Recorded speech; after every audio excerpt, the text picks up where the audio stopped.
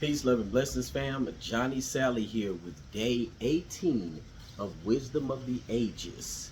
If you haven't seen the previous episodes, you can go check them out at Loyalty Life Legacy LLC on YouTube. Loyalty Life spelled Lyfe Legacy on YouTube. Let's get into it. Time. On time. Fly, envious time, till thou run out thy race. Call on the lazy leaden stepping hours, whose speed is but the heavy plummet's pace.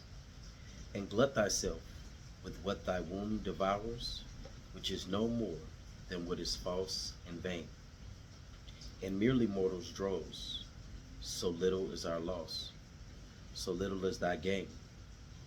For when as each thing bad thus hath entombed, and last of all, thy greedy self consumed, then long eternity shall greet our bliss with an individual kiss. And joy shall overtake us as a flood, when everything that is sincere and good, and perfectly divine, with truth and peace and love shall ever shine. About the supreme throne of him whose happy making sight alone, when once our heavenly guided soul shall climb, then all this earthly grossness quit. Attired with the stars, we shall sit, triumphing over death and chance, in thee, O time. John Milton. John Milton's poetry and prose have helped make him one of the best known and most respected figures of English literature. In putting this book together, I have had the opportunity to read thousands of poems written by hundreds of great thinkers. Throughout history, the theme of time as an enemy is quite popular with those who record the human drama, particularly among poets. John Milton is considered one of the greatest of those poets, and many who lived long after John Milton have referred to this 17th century literary genius and author of Paradise Lost as the most influential poet in their lives. The human dilemma in regard to time is understandably an ongoing theme or topic, because we blame the passage of time for our weakening and destroying our bodies. The basic truth of our fleshly human reality can be summed up in one sentence.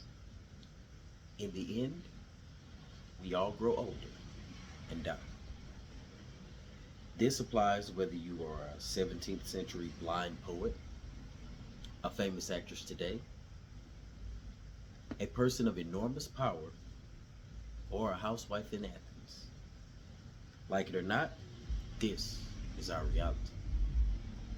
John Milton recognized this fundamental truth as he wrote his poem on time. However, he was also striving to go beyond the seemingly superior power of time. He writes of the one thing that can defeat the passage of time. Enter eternity. And a warm reception, please, for soul, the eternal friend of the poet, and also our key to bliss, grace, and salvation.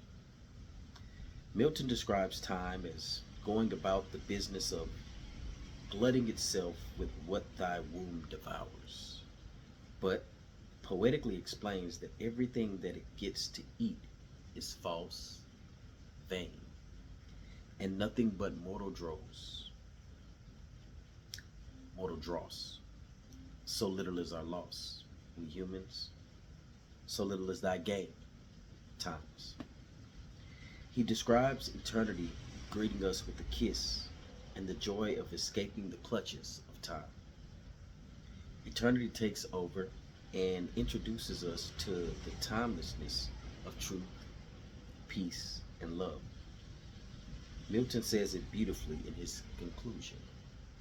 Attired with stars, we shall forever sit, triumphing over death and chance in thee, O time. I love the way he sums it all up. This poet knows this is all we need to be free from our fear of the inevitable process of aging and death. Milton lost his eyesight in his early 40s and had to dictate his poetry when this was a far greater hardship than it would be today. He felt the inroads that time was making on his life. I think of John Milton perhaps sitting in a cold stone room, blind and dictating, listening as an assistant records his observations, and feeling a deep sense of satisfaction in knowing that he is describing the only means of triumph over his earthly fate. Carefully read his words. You will faintly hear the whisper of time saying, in the end, you simply grow old and die. But it seems to me that since everything in our physical world is in a constant state of change, and all that we experience with our senses is in the firm grip of time and being consumed by its greedy self, that it's possible to know joy and quit this earthly grossness now, without having to wait for the individual kiss of eternity to occur at our transition. I believe we can make a decision to begin living each day in truth, peace, and love, and smile rather than shudder at the passage of time. By doing so, we can thumb our collective noses at time. Our primary identification is not with time, but with the timelessness of love, truth, and peace. Your timeless self does not age and has no fear of death. I enjoy knowing that I can speak to time with the truth, love, and peace of my eternal self, and don't feel that I have to wait for death to enjoy eternity. I celebrate my triumph each and every day of my life by living from the perspective of truth, peace, and love as much as I possibly can right now. And the joy that Milton speaks of is mine, not in some future moment, but now. Contemplate your physical self and all its possessions and practice laughing peacefully at it all. Time has only leased them to you. As you read the poetry of the greats who preceded you here, this theme will crop up repeatedly. The battle is often perceived as being between death and life, chance and choice, and yes, time and eternity. Yet, you are here now, and you can stop perceiving it as a battleground. Instead, make peace with time. Laugh at its works, and know your laughter does not make you a victim. Observe from your eternal perspective that the observer is immune to time. Feel what Milton is conveying to us through his sightless aging body many centuries ago. A sense of triumph, a sense of knowing that soul is where our bliss resides. Attired with stars, we shall forever sit. Forever includes now. To transcend the time, eternity duality, practice each day the trilogy that Milton offers in his poem. Truth. Live the truth that resonates with you, regardless of how you have been conditioned or what the good opinions of others might be. Read that again. Truth. Live the truth that resonates with you, regardless of how you have been conditioned or what the good opinions of others might be. Peace. Decide to always choose that which brings you and others a sense of both inner and outer peace. Peace.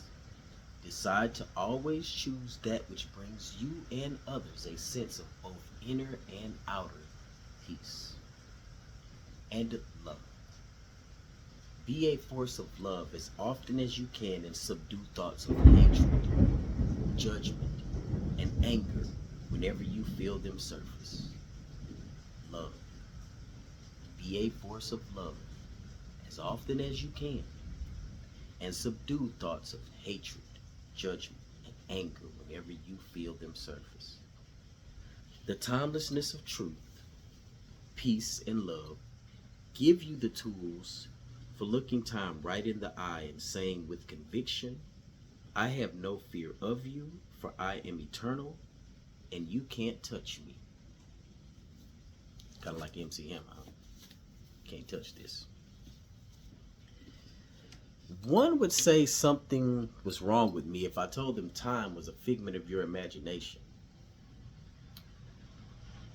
We live in a realm where time is only here to help us remember memories, to help us remember moments in the space of existence that might be forgotten. It's to help us keep track of where we're going so we know where we've been and where we're trying to get to.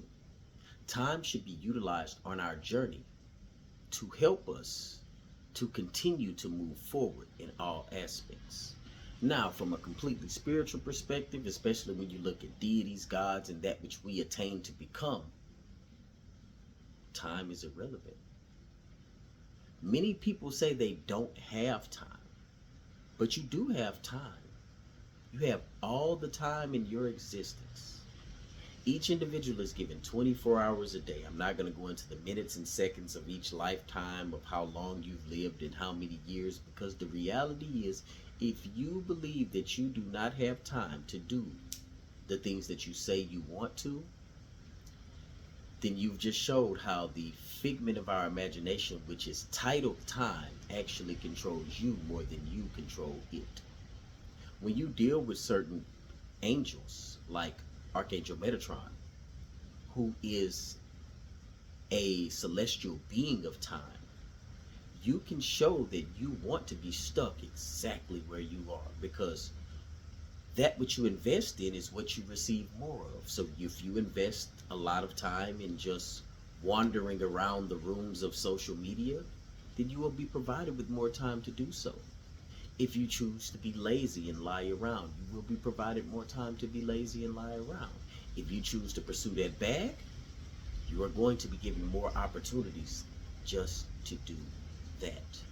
So no, even time can be utilized because it is a tool. And your ancestors, your spirit guides, won't force you to do anything against your will. If you choose to meander, malinger, then that is your choice. Just know that if you want greater or more in life, then you're going to have to invest that. Go to your phone when you get a chance, if it's important to you. And go to the apps that you've used and look at how much time you've spent on them. Now, compare that to the things that you want to do or you want to learn, whether it's meditation, whether it's runes, whether it's divination, whether it's going back to school, whether it's learning a different trade, whether it's learning another language, whether it's learning to cook like Kaya. I still haven't watched her yet, but I've heard a lot about her. In any case, anything that you say you want to do, look at that phone and see how much time you've spent just scrolling. Now, if you're a content creator, I completely understand, because we may spend more time than a person realizes on social media, but we're not just scrolling and looking at other people, which is why we have no response when you say, didn't you see that? No, I didn't. Because I was using my time in a manner that benefited me and brought me peace. Because I'm wanting to sustain a certain balance of creativity and controlling my own time.